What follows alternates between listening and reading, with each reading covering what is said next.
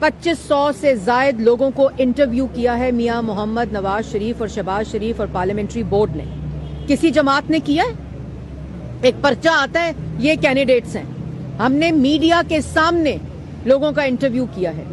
اور یہ level playing field والے، یہ 9 مئی والے جو ہے نا، اب ملک 9 مئی والوں کے نہیں 28 مئی والوں کے حوالے ہونے جا رہا ہے انشاءاللہ. اور یہ جو 9 مئی والے ہیں نا، آپ نے دیکھا ہوگا 3 دن پہلے آ کے کیا بیان دیا ہے کہ میں چھوڑوں گا نہیں. اور یہ بات تو تم 2011 سے کر رہے ہو، میں چھوڑوں گا نہیں.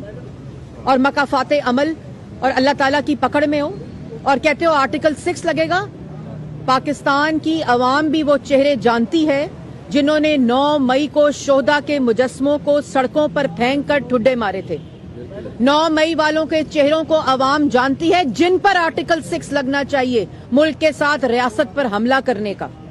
9 مئی والوں کے چہرے جانتی ہے جنہوں نے جناح ہاؤس کی توڑ پھوڑ کی اور اس پر حملہ کیا، اسکول جلائے، ہسپتال جلائے، سڑکیں جلائیں، حملے کیے، GHQ کے اوپر حملہ کیا، ریاست پر چڑھ دوڑے. اور یہ ڈھیل ان کو تب ملتی ہے جب ان کو عدالت میں، جب 9 مئی کے دہشت گرد کو عدالت میں، مجرم کو عدالت میں پیش کیا گیا تو گڈ ٹو سی یو اور وشنگ یو گڈ لک.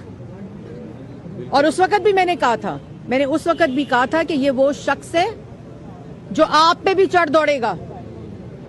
یہ وہ مائنڈ سیٹ ہے. آپ نے دیکھا نا کیپٹل ہل پر حملہ کرنے والوں کا کیا نتیجہ نکلا. وہ الیکشن تھے، ان کو سزائیں ہوئی ہیں.